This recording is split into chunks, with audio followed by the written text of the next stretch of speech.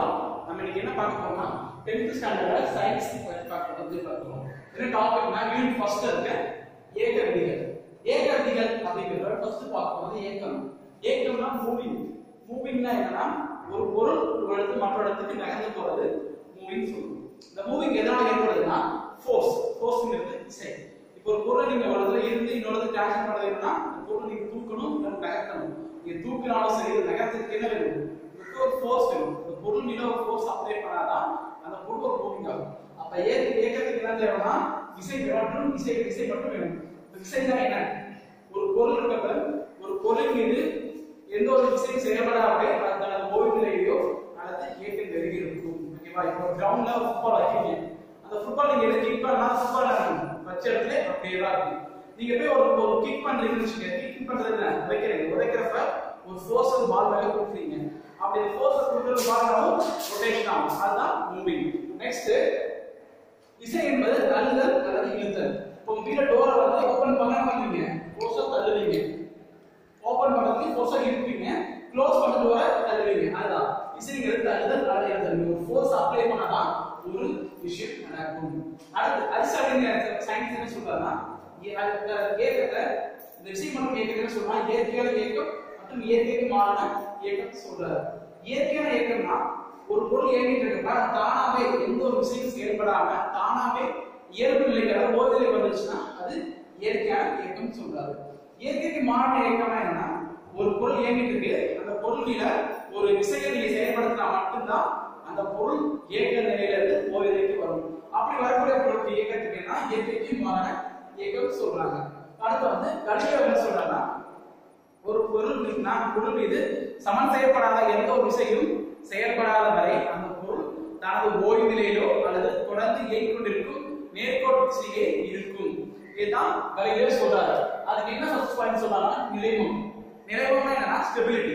நிலைமம்னா ஸ்டெபிலிட்டின்னு சொல்லுவாங்க.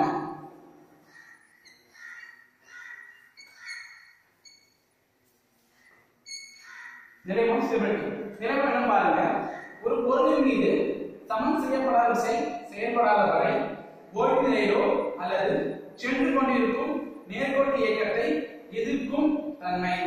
இந்த நேர்கோட்டு இயக்கத்தை எதிர்க்கும் தன்மை என்னன்னா இப்போ நீங்க வாட்சை அட்ஜஸ்ட் பண்றீங்க, வாட்ச் அட்ஜஸ்ட் பண்றப்ப அந்த வாட்ச் அட்ஜஸ்ட் பண்றப்ப நீங்க என்னதான் டைம் மாத்தினாலும் அது கிளாக் வைஸ் இருக்கும். அதாவது கிளாக் வைஸ்னா இப்படி தான் சுத்தும், கரெக்ட்டா இப்படி தான் ரொட்டேட் ஆகும். இது கிளாக் வைஸ் சொல்லுவாங்க. இப்படி ரொட்டேட் பண்ணி கிளாக் வைஸ். ஆன்டி கிளாக் வைஸ்னா ரிவர்ஸ்ல போறது ஆன்டி கிளாக் வைஸ். இதுவா இது கிளாக் வைஸ், இது ஆன்டி கிளாக் வைஸ். இது மாதிரி எதிர்க்குமே அந்த பொருள் மேல நீங்க ஃபோர்ஸ் அப்ளை பண்றப்ப அதோட நேர்கோட்டு இயக்கத்தை கிளாக் வைஸா இயக்கத்தை அது எதிர்ச்சுன்னா அதற்கு பேர் என்னன்னா நிலைமம். ஓகேவா? இது மூணு டைப்பா பிரிக்கலாம். ஓய்வு நிலைமம். ஓய்வு நிலைமம்னா மரம், எடுத்துக்காட்டு மரம்.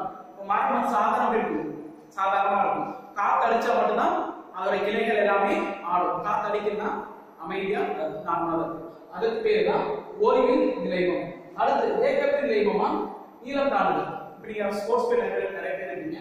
இப்போ லாங் ஜம்ப் ஹை ஜம்ப் போறீங்கன்னா லாங் தாண்டினா அந்த ஸ்டார்டிங் பாயிண்ட்ல இருந்து 50 மீட்டர்ஸ் வந்து ஓடிட்டு 50 மீட்டர்ஸ்க்குள்ள ஓட எவ்வளவு ஃபோர்ஸ் யூஸ் பண்ணி ரன் பண்ண முடியுமோ ரன் பண்ணுவீங்க. ரன் பண்ணி அந்த லாங் ஜம்போட ஸ்டார்டிங் பாயிண்ட்ல ஸ்டாப் ஆகி அப்புறம் ஜம்ப் பண்ணுவீங்க. அந்த இடத்துல நிக்கிறதுக்கு பேர் தான் நிலைமம். அதாவது ஏக்கத்தின் நிலைமம். அடுத்து திசை என்னன்னா ஒரு பஸ்ல போறப்ப பஸ் ஸ்ட்ரைட்டா போயிட்டு இருக்கும். Suppose right side bus turn ஆச்சுன்னா நீங்க ரைட் சைடா சாய்வீங்க, லெஃப்ட் சைடு ஆச்சுன்னா லெஃப்ட் சைடா சாய்வீங்க. ஏன்னா நேர்கோட்ல இருந்து அவங்க திரும்புற திசை நேர்கோட்ல பஸ் நேரா இருக்கும். நேர்கோட்ல இருந்து நீங்க வலப்பக்கம் திரும்பினா அந்த ஏக்கத்தை எதிர்க்கும் தன்மை நேர்கோட்டு இயக்கத்தை எதிர்க்கும் தன்மை நிலைமம். அந்த நிலைமத்த திசையில் நிலைமம். அதுக்கு எக்ஸாம்பிள் பகிர்ந்து. நெக்ஸ்ட் யூனிட் இயக்க விதிகள். இந்த சப்ஜெக்ட் ஃபுல்லா லெசன் ஃபுல்லா நான் சொன்னா யூனிட் இயக்க விதிகளை எதற்கு நாம அப்ளை பண்ணலாம். இதுல முதல் விதி வந்து பாருங்க, ஒரு பொருள் மீது சமன் செய்யப்படாத புறவிசை செயல்படாத வரை அந்த பொருள் தனது ஓய்வு நிலையிலோ அல்லது இயக்க நிலையிலோ தொடர்ந்து இருக்கும். அந்த ஃபோர்ஸ் அப்ளை பண்ணா அந்த பொருள் வந்து நார்மலா தான் இருக்கும். நீங்க ஃபோர்ஸ் அப்ளை பண்ணா மட்டும் இது இயக்க நிலைக்கு மாறும். அடுத்து இரண்டாம் விதி, பொருள் ஒன்றின் மீது செயல்படும் விசையானது அப்பொருளின் உந்த மாறுபாட்டிற்கு நேர்த்தகவில் அமையும். மாறுபாடு விசையின் திசையிலேயே அமையும். அதாவது என்ன சொல்றாங்க, இப்போ ஒரு PI M போட்டுட்டாங்க. M ங்கிறது ஒரு பொருள், அதோட ஆரம்ப திசை என்ன U.